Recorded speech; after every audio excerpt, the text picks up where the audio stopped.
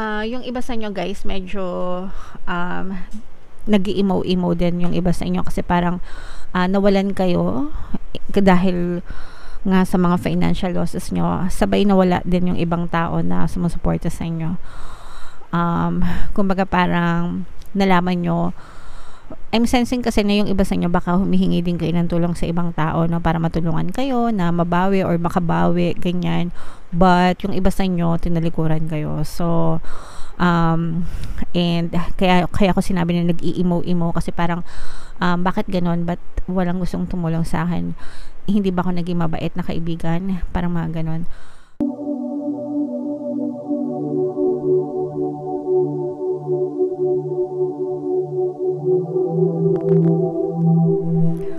Hello guys, hello Leo, welcome back to Pinay Pixie Tarot.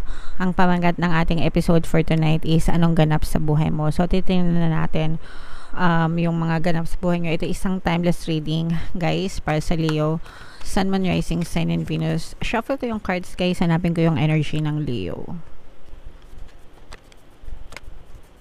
So Leo, kayo ay na-represent ng Queen of Forces sa ating spread. Napakaganda ng energy nyo mga kapiksi. Tingnan natin how this story will unfold sa inyo.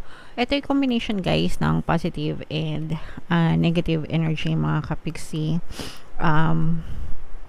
General reading lang, pwedeng mag-resonate, pwedeng hindi. Kung hindi kayo naka-resonate right now, pwedeng yung panoorin siya next time, next year, next month. During those time, baka mag-resonate na yung inyong reading mga kapiksi. So itong nasa baba mga kapiksi, ito yung inyong past energy. Itong nasa gitna yung inyong present, and then itong nasa taas naman yung inyong future energy mga kapiksi. So okay, so in your recent past guys, no, medyo nagkaroon kayo ng konting problema pagdating sa pananalapi. There were financial losses dahil sa maling investment, maling kaalaman, no? Parang maling kaalaman na pinag-investan nyo, pwedeng na-scam kayo guys, no? Pwedeng hindi naman nauto, naloko kayo sa pag-i-invest, naloko kayo or nabudol kayo, ganyan. Na-enganya kayo, na-encourage kayo na maglagay ng pera sa ganito, ganyan. And it so happen na hindi siya legit, hindi authentic, ganyan. And nagresulta siya ng financial loss sa inyo. For some of you guys, I'm also sensing na parang yung guarantor, baka nag-guarantor din kayo sa ibang tao. Tapos, nakakilala nyo, syempre, diba? Tapos parang hindi nabayaran, and then kayo yung sumalo ng mga loans nila, and kayo yung nawalan, no? Kayo yung nawalan mga kapiksi, and medyo malaki-laking impact yan sa inyo. Meron din yung mga emotional impact sa inyo, but hindi kayo pinabayaan ng inyong mga gabay, and tinutulungan kayo, hindi kayo nag-iisa mga kapiksi. Kumbaga kahit na may mga pagsubok na ganyang klaseng pagsubok na dumating sa inyo, hindi pa rin kayo hindi pa rin kayo, kumbaga malakas pa rin yung loob nyo, hindi kayo nanghina, no? Hindi kayo pinanghinaan ng loob mga kapiksi. Alright? And sa inyong current circumstances, ayan, no, nakikita natin na parang malaki talaga yung impact nito sa inyong finances, sa inyong, yung iba sa inyo parang savings, kasi parang nagamit nyo na yung savings nyo, or baka savings nyo yung nilagay nyo dun sa investment.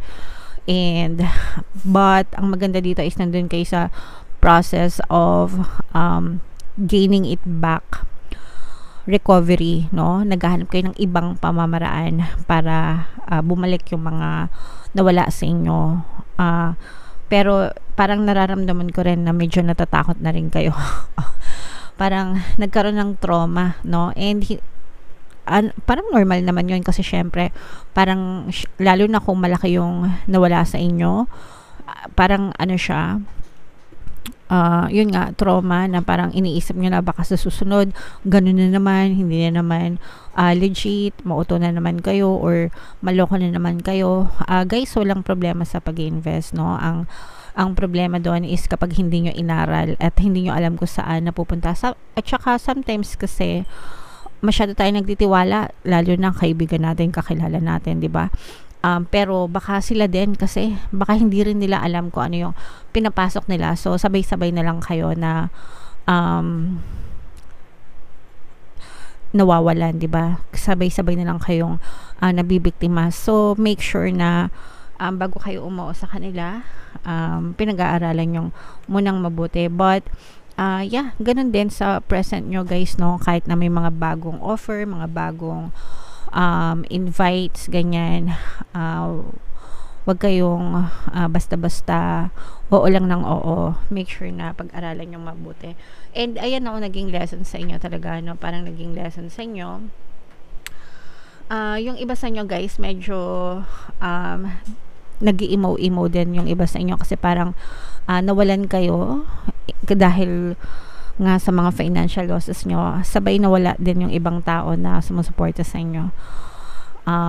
Kumbaga parang nalaman nyo, I'm sensing kasi na yung iba sa inyo baka humihingi din kayo ng tulong sa ibang tao, no, para matulungan kayo na mabawi or makabawi, ganyan.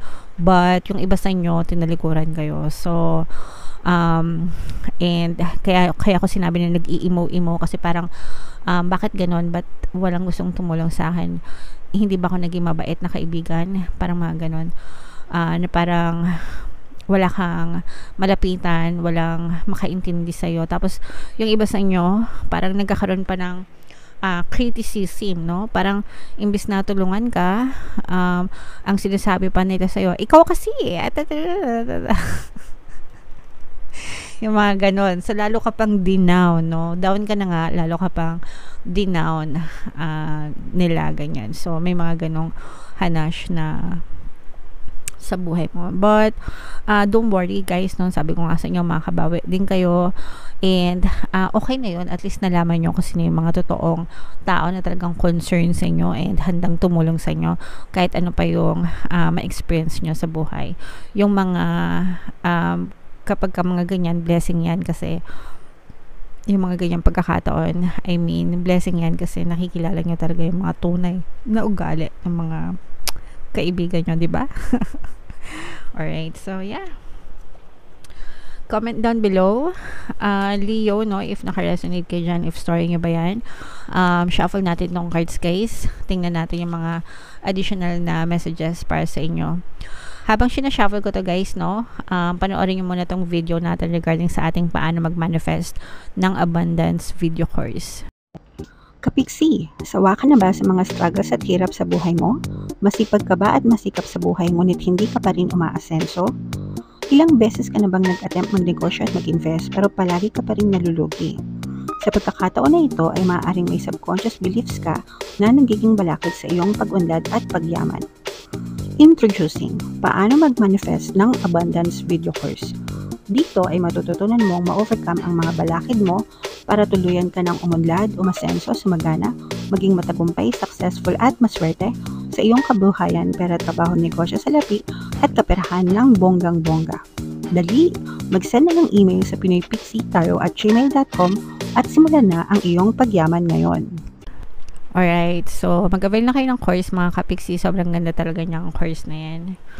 And ito yung mga additional na messages para sa inyo guys. Okay. Alright. So, sobrang ganda ng mga messages para sa inyo. Ito guys, boundaries, no? Matuto na kayo magbigay ng boundary. Walang masama guys na tumulong sa ibang tao, no? Palagi ko nga ina-encourage na maging matulungin tayo, 'di ba? Magbigay hanggang kaya natin. But there are cases na kailangan nyo rin protektahan yung sarili nyo kasi may mga ibang tao talaga na umaabuso, no, na parang sinasamantala na yung kabaitan nyo, especially dito sa case na to kasi nga especially dun sa sinabi ko na parang nag-guarantor kayo tapos kayo pa yung nasira, ganyan, tapos hindi kayo tinutulungan ng mga kaibigan nyo, 'di ba? Parang nag-iisa na kayo, ganyan. So alam niyo yun, sometimes it's okay to say no, and it's not being selfish but it's just protecting yourself, mga kapiksi.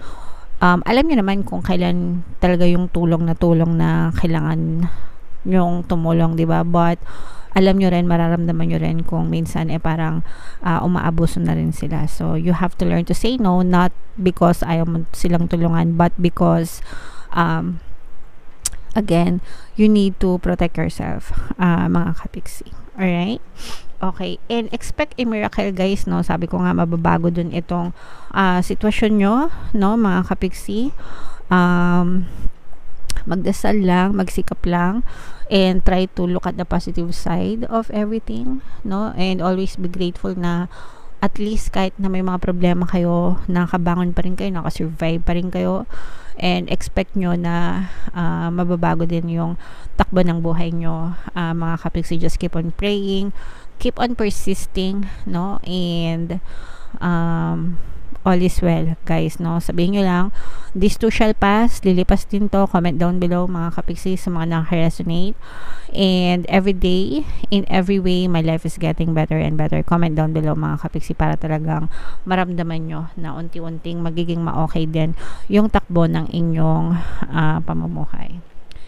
And peace, no? Claim nyo na to, mind peace, akin kapayapaan. Comment down below, mind peace, mind kapayapaan, para maging payapa talaga kayo, no? And ito dadating sa inyo yan. Sabi ko nga, kapag na-resolve na itong mga problema, na syempre wala namang, guys, na problema na hindi nasusolusyonan, di ba? Sabi ko nga, just keep on praying, keep on persisting, and maayos din yan, mababago din yung sitwasyon nyo, and makatulog din kayo ng mahimbing, magkakaroon din kayo ng kapayapaan sa buhay nyo, mga kapiksi. Alright? Okay, so yeah, comment down below, Leo, no, if naka-resonate kayo sa mga messages para sa inyo. Ito yung ating bare months reading, guys. Kung hindi nyo pa napapanood, panoorin nyo na. And ito naman yung ating success stories ng paano mag-manifest ng abundance video course. Thank you for liking, sharing, and subscribing, mga kapiksi, and see you again next time. I love you all, guys. Have a nice day. Bye-bye.